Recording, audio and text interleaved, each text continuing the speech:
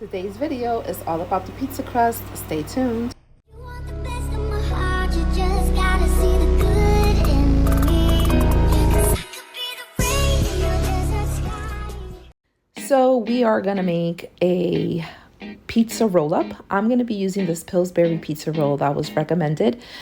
This is the first time I'm using it. One tip that I would say is that you wanna make sure that the dough is really cold before you start making your pizza. Only because in the summertime, the dough can get hot and it will be very hard for you to work with it. Also, you're going to want to flour your counter or your board on where you're going to prepare your pizza. So here we go. I unrolled the pizza. Now I'm going to use pizza sauce. Another tip, make sure to use pizza sauce instead of the normal spaghetti sauce. In my last video, I used regular spaghetti sauce to make a deep dish skillet pizza, and the sauce was very watery, which can cause your dough to become a little soggy. So make sure to get some pizza sauce and apply generously. You can add as much as you want. This pizza, I'm just showing how I'm gonna prepare it, but with pizza, you can get as creative as you want. So now that I have applied all of the sauce, it is time to put the meat. I am going to use some pepperoni. I picked up some Hormel, I believe that's how you say it. Yep, pepperoni original. This one has 2 packs, which is perfect because I'm going to be making 2 pizza rolls, and one of the packs is more than enough for one of the pizza dough. So I am gonna put all of the pepperoni, and then I also am gonna add some bacon. Now you can get as creative as you want. If you do not eat meat, you can just make a cheese roll up, or you can add any other pieces of meat such as ham, prosciutto. You can make it with vegetables, pineapple. I know a lot of people say pineapple does not belong on a pizza. I'm here to tell you that it is delicious. So you can make any style pizza. Once you add your meat, you are now going to add the cheese, and you can be as generous with the cheese as you choose to be. The cheesier, the better, right? So now that I've applied my mozzarella cheese, I am now going to season my pizza with this cute little seasoning that I found at Walmart. It has different types of seasoning. I chose the Italian herb, and so I am just going to sprinkle that. Once I've added all my toppings, I am going to roll it up. Now, this is why it's important that you flour your board, because the dough will stick. And some of the ingredients can spill out. Just be careful with it and continue to roll it up. Now I'm gonna work on my second pizza, and I'm gonna add the same toppings. Now, if you're not into pizza roll-up, you can do so many different types of things with this pizza crust. You can make calzones, you can make any type of other rolls, such as sausage rolls. You can even make some garlic knots if you prefer. You can also just roll out the pizza dough the way you see here in this video and just make a whole size pizza. You can also cut the pizza crust in half if you choose not to make a whole can of the pizza roll up. There's so many ways that you can get creative with it. And so I am almost coming up to using up all of my meats. I'm gonna add more cheese. I'm gonna also season it and roll it up. And once I have this pizza ready, it will be time to put it in the oven. And so what you're going to want to do is make sure to preheat the oven to 375 degrees, and you're going to want to use the greased sheet pan or pizza pan to make your pizza roll. And so here is the finished product. Look how delicious this looks. Slice it up. Wow. I can't wait. You can also warm up an extra cup of pizza sauce for those family members who love to dip their pizza and have it a little bit more saucy. and it is ready to be plated and ready to serve. Thank you so much for watching.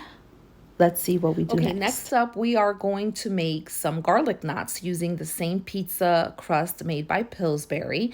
You are going to want to lightly flour the surface where you are going to use or handle the pizza dough. You want to make sure that the pizza dough is really cold so that it's easy to handle. Once you finish rolling out your pizza dough, you are going to want to get your pizza cutter and you're going to want to begin to slice maybe like an inch wide dough strips. Okay, now I don't have a pizza cutter, so I am using my knife. It's gonna, it's gonna serve its purpose. Okay, so I'm gonna continue to cut the dough all the way until I have cut the last strip, and then once I have done that, I am gonna go ahead and I am going to cut the strips in half. That way it will double its portion, and we're not gonna make huge garlic knots.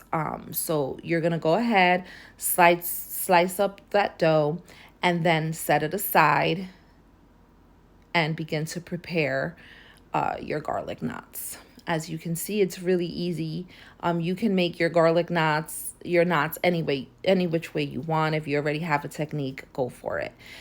Now that I have all of my garlic knots tied up, I am going to make the sauce, which is just butter and some garlic powder and onion powder, and you are going to melt it on the stove. You don't want the butter to burn, so make sure that you're just melting it.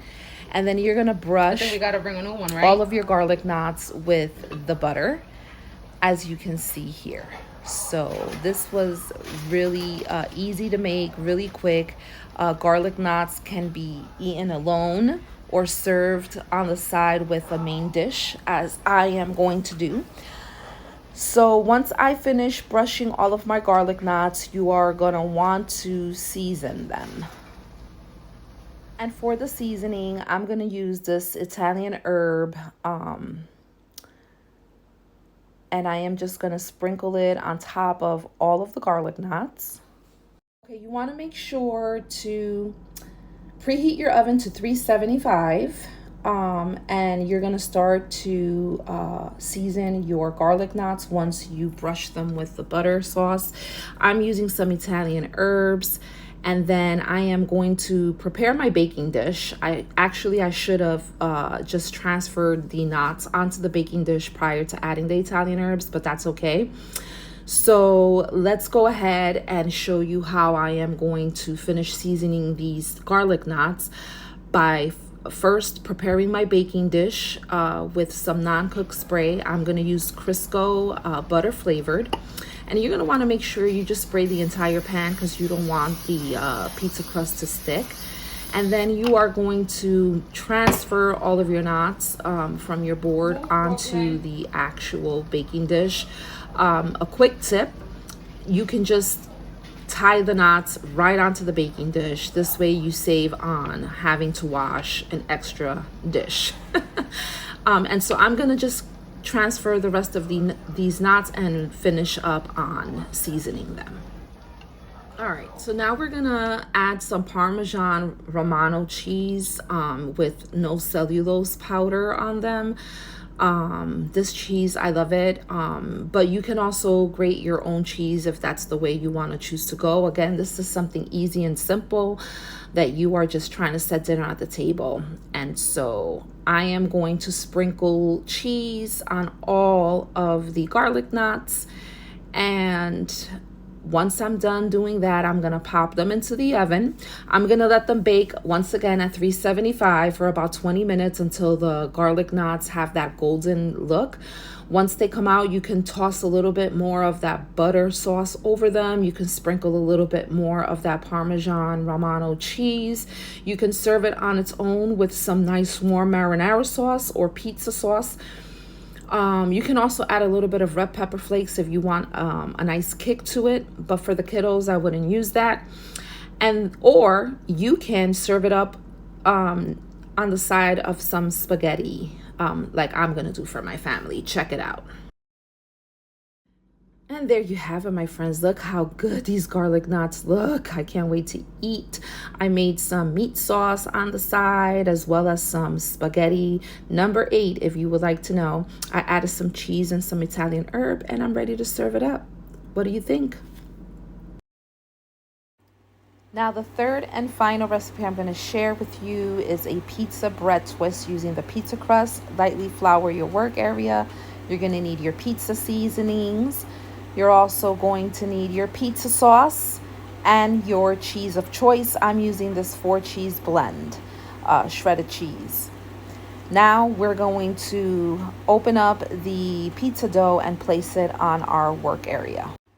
So I am going to unroll the pizza dough, and I am now going to coat the pizza dough with the pizza sauce. Now, typically you would just cover and coat half of the pizza dough, but I like my cheesy pizza bread to be a little saucy, so I am going to cover the entire pizza dough. You can choose not to do this and only do half. Now that I have coated my pizza crust with the sauce, I am going to go ahead and add the cheese to half of the pizza dough. And you can put as much or as little cheese as you want, and you can use your choice of cheese. Next up, it's time to season your pizza. Just use a little bit of garlic and cheese, or you can use some fresh herbs if you like, such as parsley, oregano, some basil, totally up to you. Now you're going to fold the pizza crust in half, and you are going to slice the pizza dough, and you're going to make 6 even strips. Again, if you have a pizza cutter, that would be the best tool to use, but I'm going to use a knife. I just love this easy recipe because you can make it to serve it alongside some pasta or just a simple snack. It's movie time, a movie night. You can make these delicious pizza bread twists with a side of your favorite spaghetti sauce, and you have an instant snack. Great for football parties, sports, anything that requires finger food. I would totally give this a thumbs up. So now we are going to lightly coat our baking dish with non-stick cooking spray. I am using the Crisco butter. And then we're going to place our pizza twists on the baking sheet, and we're going to twist it as we lay it down. So, it's not rocket science. You can just twist the bread. There's no wrong way of doing this. So before prepping your pizza bread twist, you can preheat your oven to 375 degrees. Once you finish twisting all of the breads and laying it down on the baking sheet, you can also spray some of the non-cooking spray right onto the pizza bread twist, and then you are going to season the bread twists. Now you can dust them off with a little bit of the butter sauce that I used on the garlic knots, or you can just throw some Italian herbs on top. You can even add a little bit more cheese. The possibilities are endless. Another thing that you can add is, if you like pepperoni, that's something else that you can also include inside of the dough once you are preparing them before twisting them, so that you can have a protein inside of the bread if you choose to have that pepperoni in there. And so now my pizza bread twists are ready for the oven. I'm going to bake it for about 20 minutes. Make sure to check them because it may vary in the type of oven that you may have. You want to just make sure that the dough is fully cooked. And here we go. Look how delicious and beautiful they look. This was so good. All you have to do is heat up some extra pizza sauce on the side, add some red pepper flakes, and there you have it. Thanks for watching. Don't forget to like and subscribe. Until next time, bye.